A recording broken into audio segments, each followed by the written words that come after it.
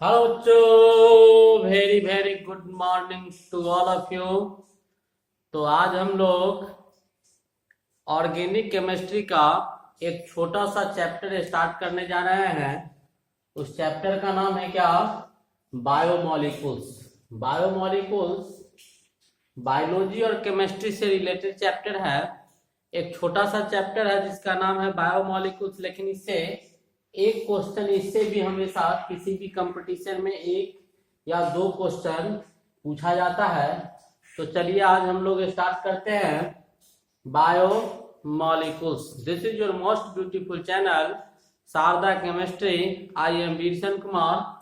Now let us start biomolecules. Biomolecules क्या होता है वो जानते हैं कि बायोमोलिकुल्स क्या होता है। तो बायोमोलिकुल्स को सिंपली हम लोग क्या कर सकते हैं, डिफाइन कर सकते हैं कि बायोमोलिकुल्स क्या होता है। तो बायोमोलिकुल्स वैसे कॉम्प्लेक्स ऑर्गेनिज्म होते हैं जो लिविंग सेल के जितने भी फंक्शंस होते हैं वो सारे फंक्शंस को गवर्न करने का काम करता है। यानी वैसा जीव जो सजीव के अंदर जितना कोशिका होता है उसके अंदर उन सभी कोशिकाओं के कार्य को बताने का काम करता है कि वो कैसे वर्क करता है। तो हम लोग जानेंगे क्या बायोमोलिकुल्स। बायोमोलिकुल्स क्या होता है? तो complex organic compound, complex organic compound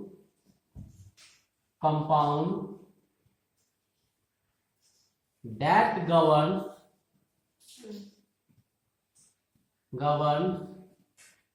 the function of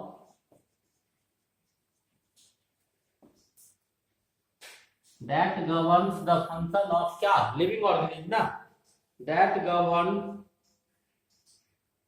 the function or common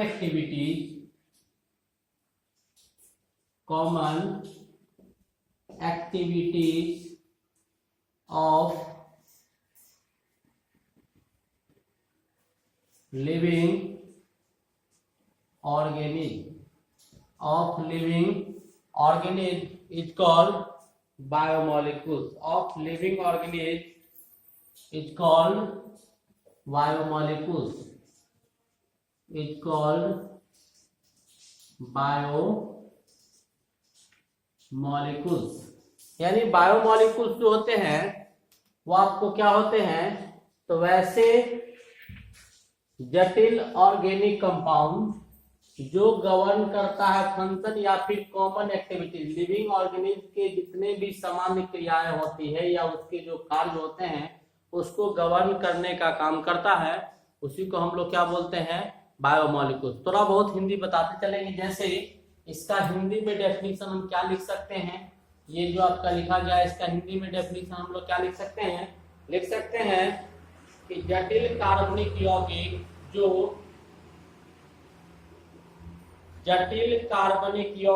जो सजीवों के सामान्य क्रियाओं का संचालन करता है। लिख देते हैं जटिल कार्बनिक यौगिक जो सजीवों के सामान्य क्रियाओं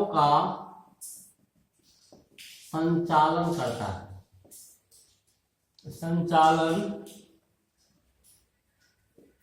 करता है, उसे क्या कहा जाता है, जैव अणु कहा जाता है। क्या कहा जाता है, उसे जैव अणु कहा जाता है। यानी वैसे जटिल कार्बनिक यौगिक जो जितने भी सजीव होते हैं उन सजीवों में जो क्रियाएं सामान्य क्रियाएं जो होती है उन सारे क्रियाओं का संचालन करता है, उसे क्या कहा जाता है, जैव अणु कहा जाता है। जैसे इसका कुछ एग्जांपल लेते हैं जो इस चैप्टर में हम लोग को पढ़ना होगा। जैसे आपका कार्बोहाइड्रेट हो गया, कार्बोहाइड्रेट इसको ऐसे ही लिखते हैं कार्बोहाइड्रेट हो गया। उसके बाद आप लोग प्रोटीन ले सकते हैं,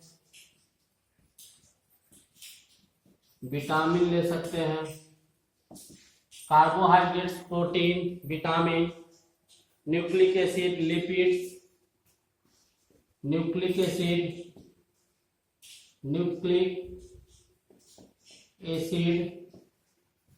लिपिड्स, ये सब क्या है? ये सारे के सारे कॉम्प्लेक्स ऑर्गेनिक कंपाउंड। जैसे आपका कार्बोहाइड्रेट हो गया, प्रोटीन हो गया, प्रोटीन को प्रोटीन ही लिखते हैं, विटामिन हो गया, न्यूक्लिक एसिड हो गया, लिपिड्स हो गया। अब हम लोग क्या करेंगे, इसमें कार्बोहाइड्रेट्स को पढ़ते हैं। किसको पढ़ते हैं? कार्बोहाइड्रेट। तो बायोमोलिक्यूल समझ में आ गया। वैसे कॉम्प्लेक्स ऑर्गेनिक कंपाउंड जो लिविंग ऑर्गेनिज्म के कॉमन एक्टिविटी को गवर्न करने का काम करता है, उसी को बायोमोलिक्यूल्स बोलते हैं। हिंदी में डेफिनेशन लिखी है, कुछ बायोमोलिक्यूल्स क्या सब होते हैं वो आपको बता दिए। अब हम लोग क्या स्टार्ट करेंगे? कार्बोहाइड्रेट। क्या स्टार्ट करेंगे? कार्बोहाइड्रेट। ये समझ में आ गया? मिटा दे, मिटाए इसको। अब कार्बोहाइड्रेट से पढ़ेंगे।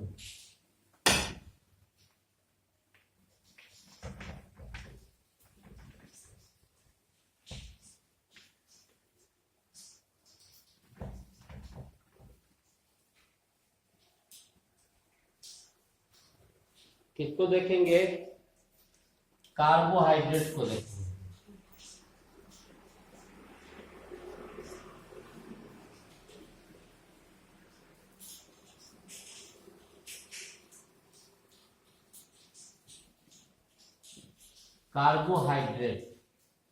कार्बोहाइड्रेट्स को देखेंगे तो कार्बोहाइड्रेट्स क्या होता है?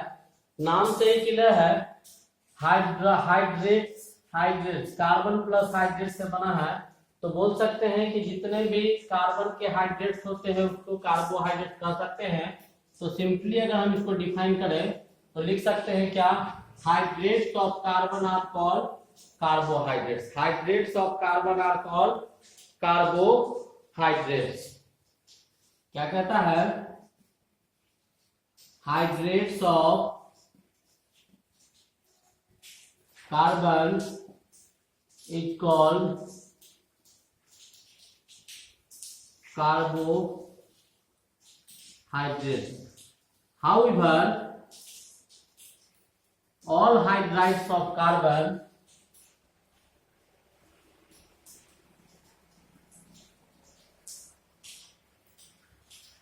is not carbohydrate. Is not carbohydrate. ठीक है? क्या कहता है कि हाइड्रेट्स ऑफ कार्बन, कार्बन के जितने भी हाइड्रेट्स होते हैं, हिंदी में बोल सकते हैं कार्बन के जितने हाइड्रेट्स होंगे उसको कार्बोहाइड्रेट्स बोलेंगे। यद्यपि ऑल हाइड्रेट्स ऑफ कार्बन, जबकि सभी हाइड्राइड्स जो कार्बन का होगा वो कार्बोहाइड्रेट्स नहीं कहलाएगा। सभी हाइड्राइड जो कार्बन का होगा वो कार्बोहाइड्रेट्स नहीं कहलाएगा।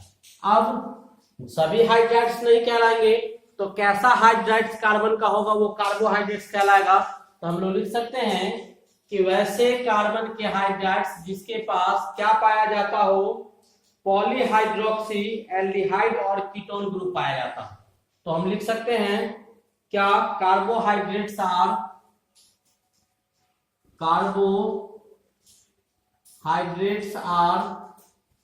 पॉलीहाइड्रोक्सी। पॉलीहाइड्रोक्सी मतलब क्या? जिसमें more than one OH group होगा। मोर देन लिख देते हैं, more than one OH group, एक से अधिक OH ग्रुप जिसमें होगा। कार्बोहाइड्रेट्स आर पॉलीहाइड्रोक्सी एल्डिहाइड और कीटोन्स। ठीक है? Aldehydes and ketones in which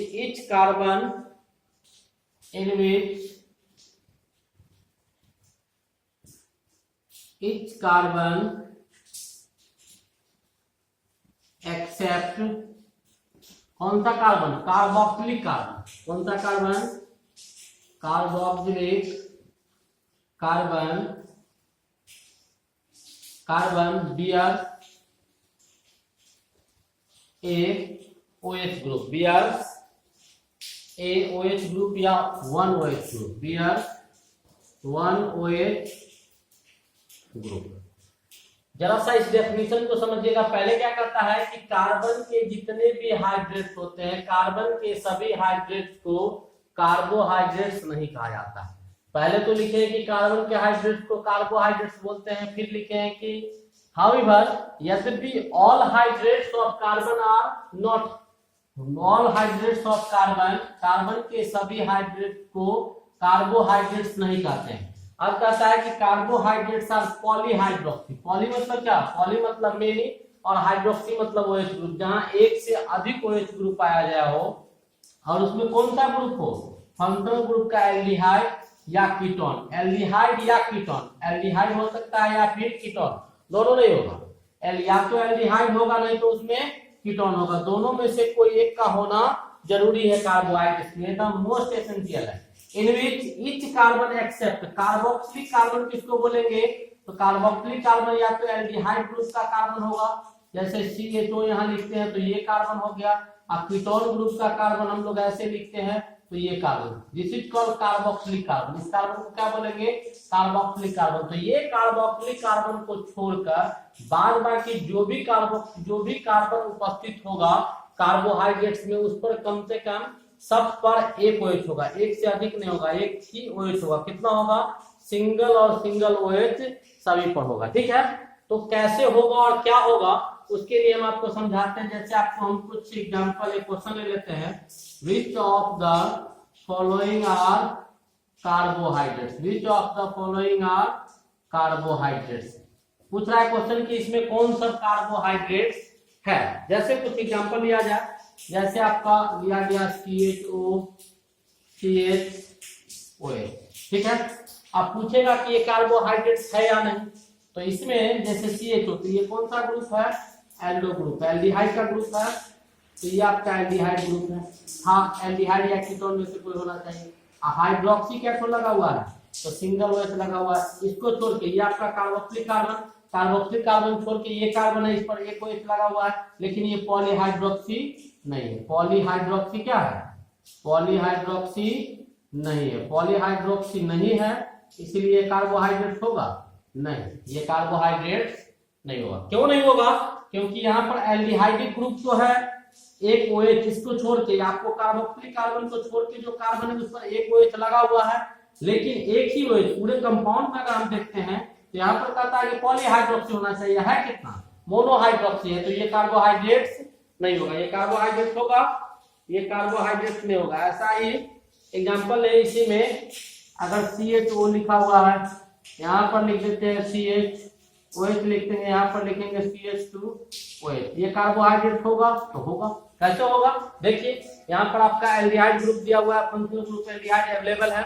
उसके बाद क्या? CHOH, दो OH है, इसको छोड़ के, इस कार्बन को छोड़ के, कार्बोक्सिलिक कार्बन को छोड़ के दो कार्बन, इसी कार्बन को हम लोग आगे चलेंगे तो देखेंगे क्या बोलते हैं। इस CH पर क्या लगा हुआ है? OH लगा हुआ है एक दो, इस पर भी क्या लगा हुआ है? एक OH लगा हुआ है, दो हाइड्रोक्सी यानी पॉलीहाइड्रोक्सी एल्डिहाइड ग्रुप आ गया, और इस कार्बन को छोड़ के सभी कार्बन पर एक OH, तो इसको हम लोग क्या बोल सकते हैं? कार्बोहाइड्रेट्स बोल सकते हैं। ठीक है, ऐसे ही कुछ और एग्जांपल हम लोग ले सकते हैं। जैसे आपको कहीं देखने को मिला CH2 डबल बॉन्ड OH ऐसे दिया हुआ है, तो ये तो पॉलीहाइड्रोक्सी है, लेकिन इसमें नहीं एल्डिहाइड ग्रुप है और नहीं कीटोन ग्रुप है, तो ये भी आपको कार्बोक्सिलिक एसिड क्या होगा?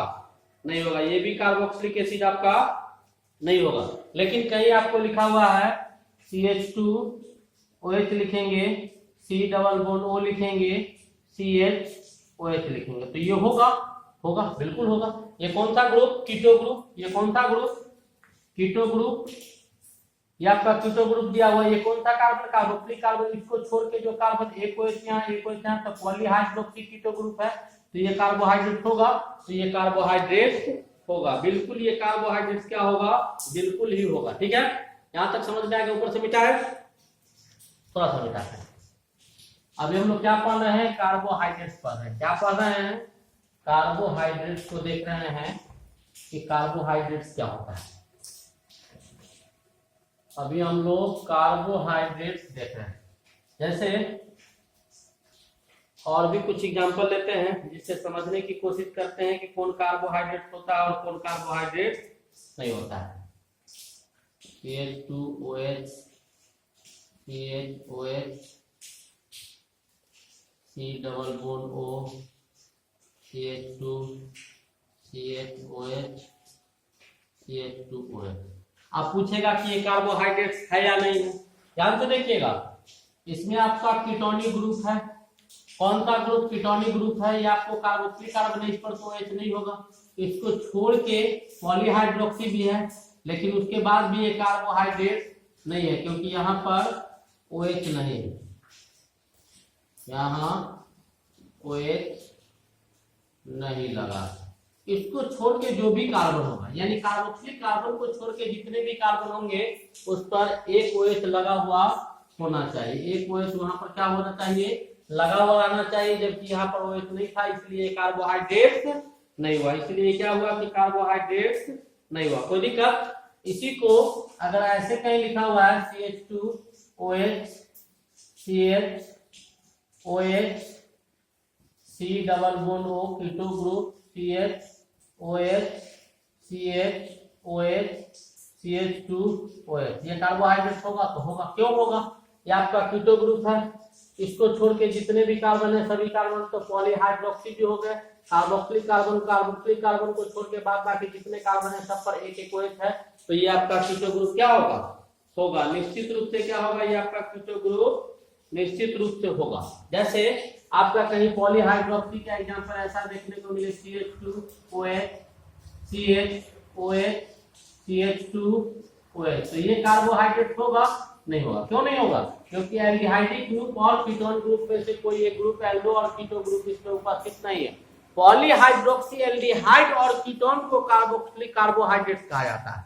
पॉलीहाइड्रोक्सी एल्डिहाइड और कीटोन को कार्बोहाइड्रेट्स कहा जाता है, जहां क्या होता है कि कार्बोक्सिलिक कार्बन एल्डिहाइड और कीटोन के फंक्शनल ग्रुप के कार्बन को छोड़ के बचा हुआ जितना भी कार्बन होता है उस कार्बन पर एक OH का होना जरूरी है। एक OH का होना क्या है? जरूरी है। ठीक है, नीचे वाला मिटा दे। समझ में आ गया?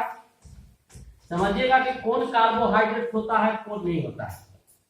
आगे जाके समझ में आ जाएगा। बहुत सारे ऐसे ट्रिक देंगे जिससे आप समझ सकते हैं कि कौन होगा और कौन नहीं होगा। ठीक है, अब जैसे एक और एग्जांपल, कुछ कंफ्यूजन आता है, सारे एग्जांपल से हम लोग क्लियर कर लेंगे। यहाँ पर कुछ छोड़ेंगे नहीं, किसी को छोड़ना नहीं है।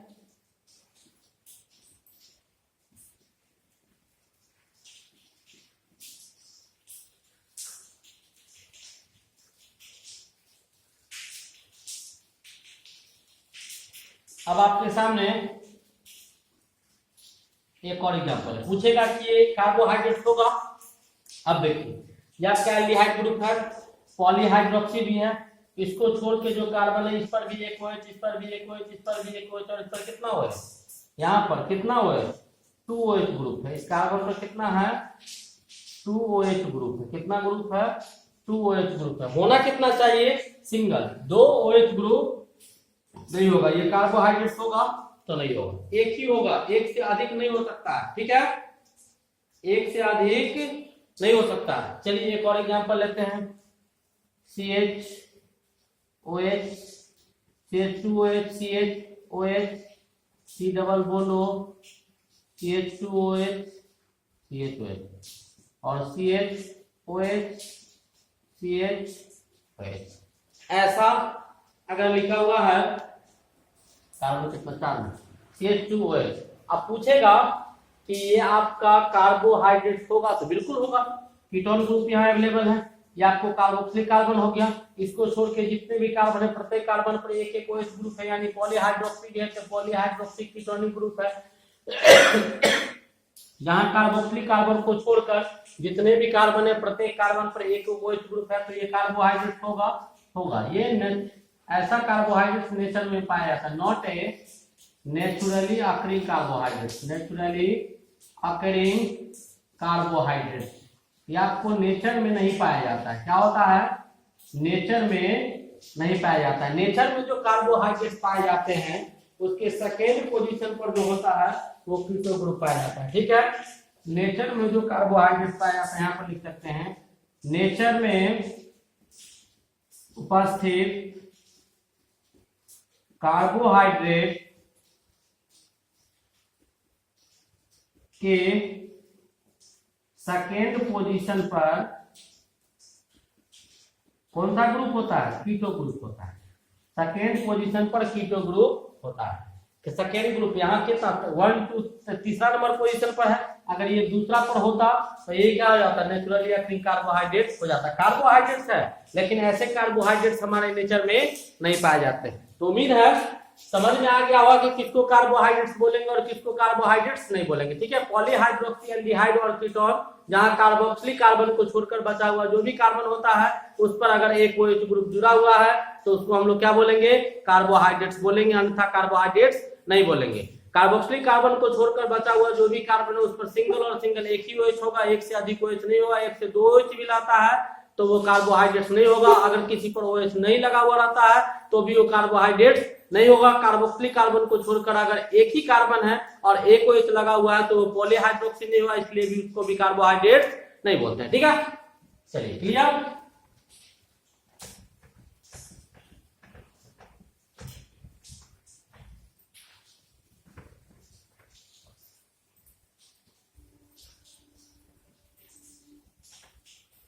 अब हम लोग इतना कुछ देख लिए, तो हम लोग कार्बोहाइड्रेट्स को क्या कर सकते हैं? सिंपल वे में डिफाइन कर सकते हैं, जान सकते हैं कि क्या होता है। तो उससे पहले हम general molecular formula of carbohydrates का चर्चा करते हैं। General molecular formula of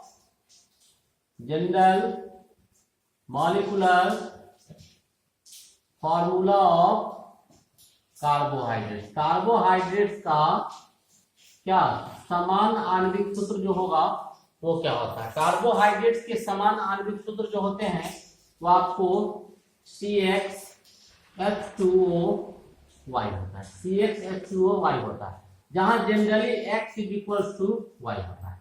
generally क्या होता है? X का मान Y के बराबर होगा, लेकिन प्रत्येक कंडीशन X y का कार्बोहाइड्रेट्स को सूट करे, इस फॉर्मूला को फिट करे, वो कोई जरूरी नहीं है। जैसे हम इसी को समझाते हैं, इफ x y 6 मान लेते हैं। यदि x बराबर y कितना है? 6 है, तो क्या आ गया? कार्बन कितना आ गया? 6 H2O, ये कितना आ गया? 6 H2O 6 आ गया। तो ये क्या आया भाई? C6 H12O6 क्या आ गया? C6 H12O6। ये आपको कार्बोहाइड्रेट्स है, तो कार्बोहाइड्रेट्स है। कौन सा कार्बोहाइड्रेट्स है? तो इसी को हम लोग क्या बोलते हैं? ग्लूकोज, या फिर इसी को क्या कहा जाता है? फ्रुक्टोज। क्या कहा जाता है? फ्रुक्टोज। ग्लूकोज या फ्रुक्टोज इसको हम बोल सकते हैं। ये ग्लूकोज है, या फिर इसी को हम क्या बोलते हैं? फ्रुक्टोज बोलते हैं। अब इस फॉर्मूला पर अवेलेबल, अगर मान लेते हैं इसका कुछ एक्सेप्शन दिखाते हैं कि ये फॉर्मूला सब जगह फिट करेगा और सब जगह x y। अगर मान लेते हैं कि x y 2, कितना मान लिए? 2। यहाँ पर क्या हो गया? C2H2O 2 आया। इससे क्या आ गया आपका? C2H4O2। इसी को अगर लिखिएगा तो CH3COOH। ये कौन सा एसिड है आपका? तो ये आपका एसेटिक एसिड। ये क्या है? Acetic acid. एसेटिक अम्ल है। ये कार्बोहाइड्रेट होता है, नॉट ए कार्बोहाइड्रेट।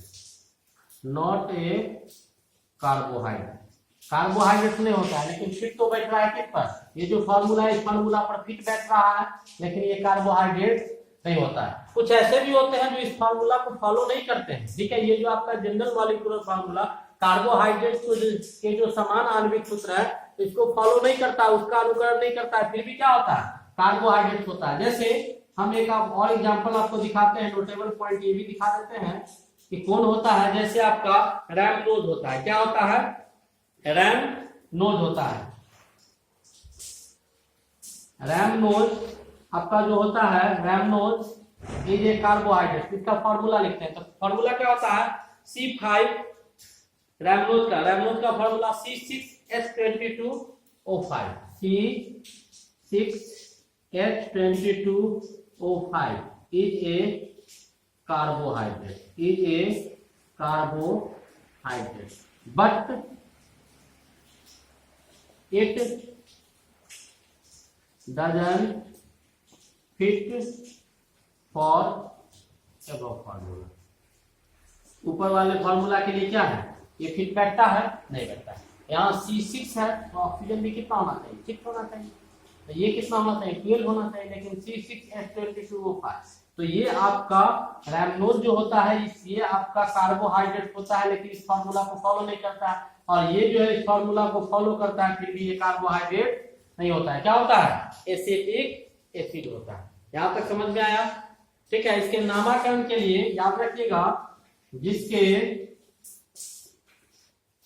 नाम के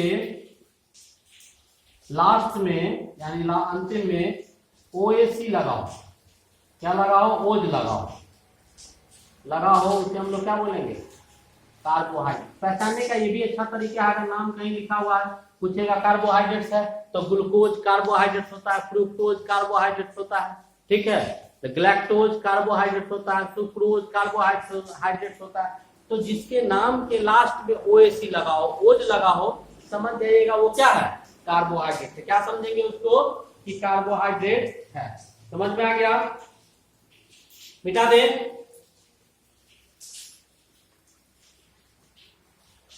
अभी हम लोग कार्बोहाइड्रेट्स देख रहे हैं।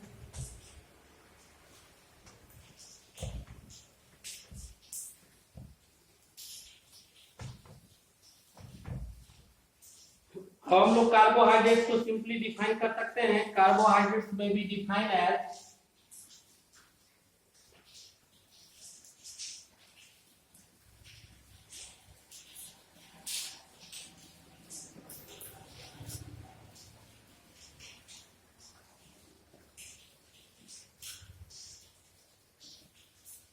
कार्बोहाइड्रेट्स में भी डिफाइंड एज ऑप्टिकली एक्टिव पॉलीहाइड्रोक्सीएल्डिहाइड और ऑप्टिकली एक्टिव पॉलीहाइड्रोक्सी एल्डिहाइड और ketone in which except carboxylic carbon bear one OH group, except carboxylic carbon bear one OH group, या फिर except in which except carboxylic carbon bears one OH group, या फिर दूसरे शब्दों में इसको यहां से यहां तक लिखे हैं in which except carbon bears one OH group, इसको ऐसे भी लिख सकते हैं which produces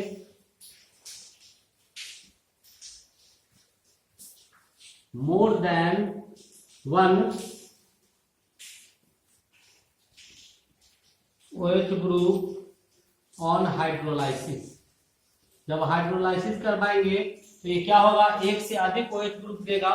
तो इसमें थोड़ा सा डेफिनेशन दीजिए, देखिएगा कार्बोहाइड्रेट्स में भी डिफाइंड ऑप्टिकली एक्टिव, प्रकाशीय रूप से सक्रिय हो, प्रकाशीय रूप से सक्रिय हो यानी लाइट का प्रभाव जो उस पर पड़ेगा तो वो प्रकाश से एक्टिव होना चाहिए। प्रकाश से एक्टिव जैसे प्रकाशीय रूप से जब उसका मिरर इमेज लेंगे तो उसका मिरर इमेज कुछ ना कुछ आना चाहिए। जब हम पढ़ाएंगे आगे कार्बोहाइड्रेट में आगे चलेंगे तो इसका चर्चा करेंगे। तो कहता है कि ऑप्टिकली एक्टिव पॉलीहाइड्रोक्सी एल्डिहाइड और ketone in which except carboxylic carbon bears one OH group, या फिर इसी को दूसरे शब्दों में लिख सकते हैं which produces more than one OH group.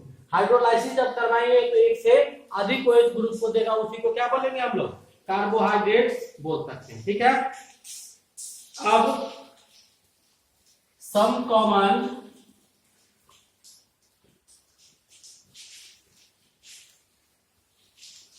carbohydrate used in our home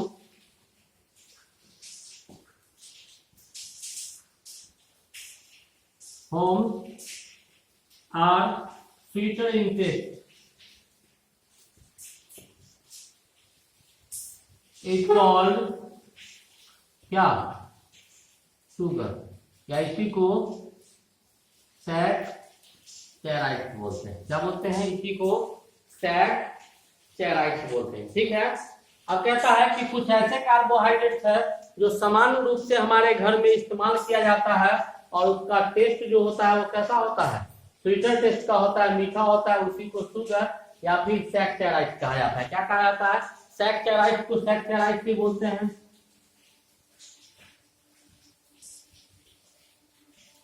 saccharides, ठीक है। अब कुछ और ऐसे शुगर होते हैं जिसका टेस्ट जो होता है वो आपका क्या होता है, जिसका टेस्ट, इसका तो शुगर का टेस्ट तो मीठा टेस्ट होता है, ये पढ़ लिए। Most common use in our home, the most common use in our home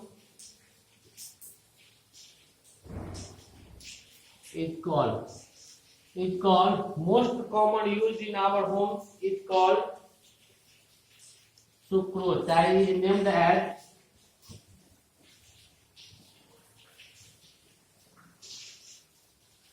हमारे घर में जो लगभग सभी घर में इस्तेमाल होते हैं उसी को क्या कहा जाता है, वैसे शुगर जो लगभग सभी घर में इस्तेमाल होते हैं उसी को क्या कहा जाता है, सुक्रोज कहा जाता है। जो शुगर मिल्क में पाया जाता है उसको लैक्टोज बोलते हैं। The sugar present in milk is called lactose. वैसे शुगर जो कहाँ पाए जाते हैं, दूध में पाए जाते हैं, उसको लैक्टोज बोलते हैं। सभी घर में इस्तेमाल होने वाले ये होते हैं। कॉमनली जो कार्बोहाइड्रेट हमारे घर में इस्तेमाल होता है और टेस्ट में क्या स्वीटर होता है उसको शुगर या फिर सैकराइड्स कहा जाता है, ठीक है। तो ये तो कार्बोहाइड्रेट्स के कुछ एग्जांपल्स हैं। इससे हम लोग क्या समझे, कार्बोहाइड्रेट्स के विषय में जाने कि कार्बोहाइड्रेट्स क्या होता है, ठीक है बेटा दे।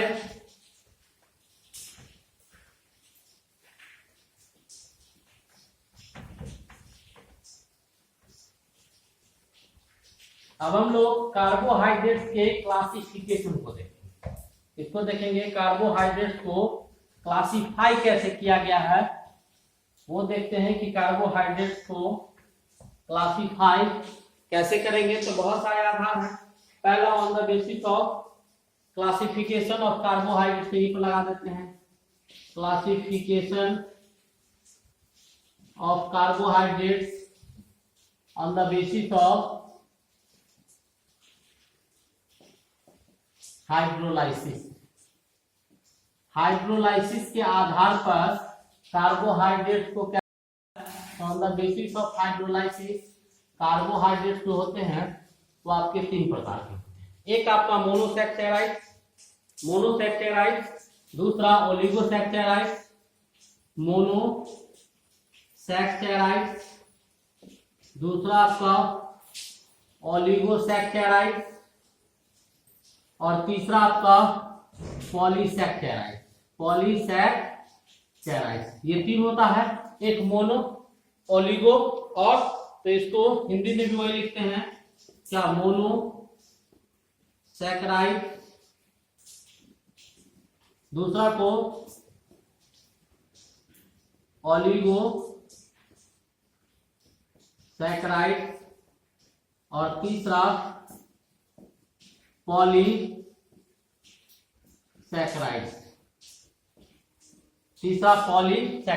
ये तीनों होता है। अब मोनोसैकेराइड किसको बोलते हैं, तो मोनोसैकेराइड किसको कहा जाता है, तो मोनोसैकेराइड किसको बोलते हैं, द सिंपलेस्ट यूनिट दैट, यहाँ पर इसको भी डिफाइन कर सकते हैं, the simplest unit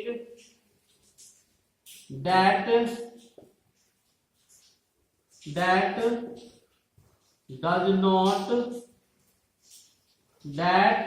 does not hydrolyze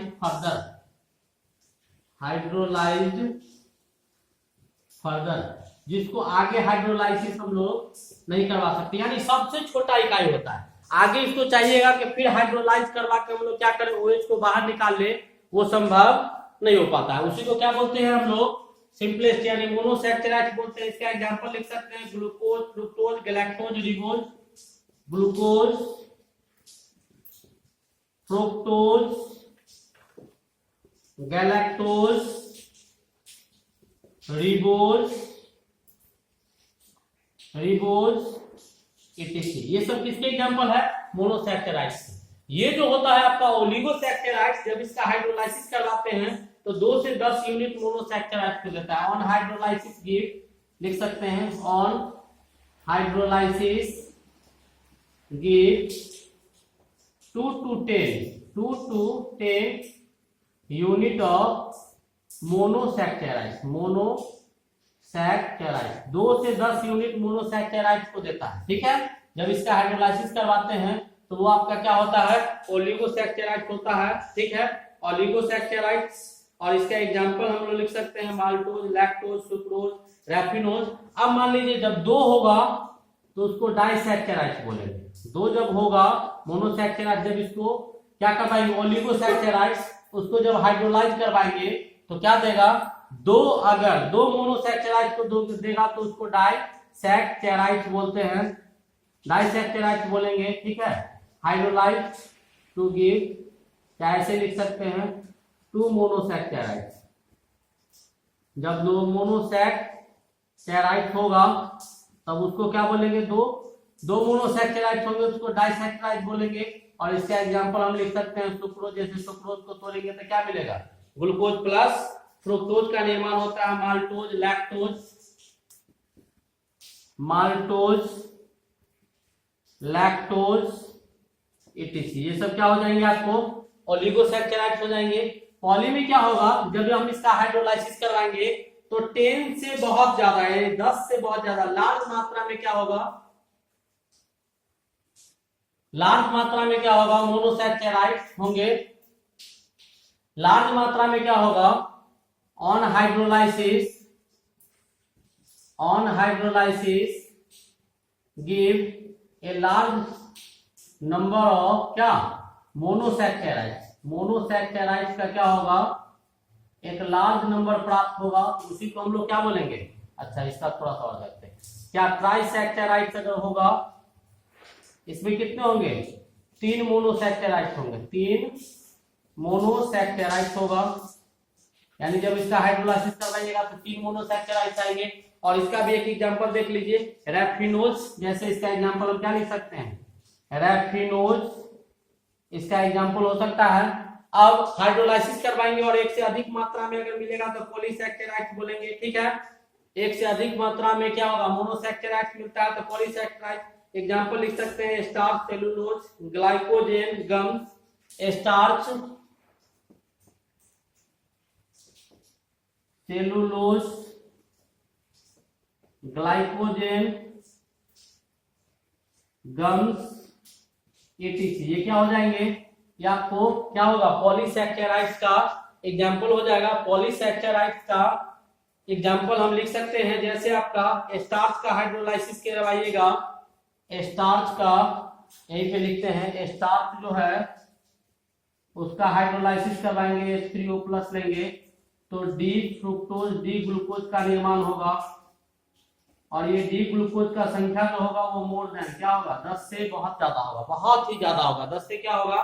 बहुत ज्यादा होगा। ऐसे ही डी ग्लूकोज का निर्माण हुआ। ऐसे ही सेलुलोज को तोड़िएगा, वहां भी क्या होगा? स्टार्च की जगह पर स्टार्च ले लीजिए या फिर सेलुलोज ले लीजिए, दोनों में से कुछ भी ले सकते हैं। सेलुलोज कुछ भी लेंगे, हाइड्रोलाइसिस करवाएंगे तो यहाँ पर डी ग्लूकोज का निर्माण होगा। डी ग्लूकोज बनेगा कितना? बहुत ज्यादा मात्रा में बनेगा। N ले लेते हैं और यहाँ N ये लिख सकते हैं ग्रेटर देन 10, इससे बहुत ज्यादा होगा। ठीक है, they are not sweeter in taste, hence they are called non sugar. वैसे जो टेस्ट, नोट का एक पॉइंट बताते हैं आपको, मोनोसैकेराइड्स ये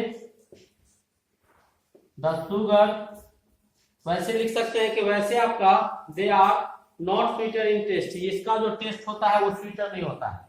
not sweeter in taste, taste में क्या होता है? मीठा नहीं होता है। इसको हम लोग क्या बोलते हैं? नॉन शुगर बोलते हैं। क्या बोलते हैं? नॉन शुगर बोलते हैं। ठीक है, यहाँ तक हम लोगों ने देखा। आगे का क्लासिफिकेशन जो है इसका वो हम लोग आगे देखेंगे। तब तक के लिए best of luck, thank you.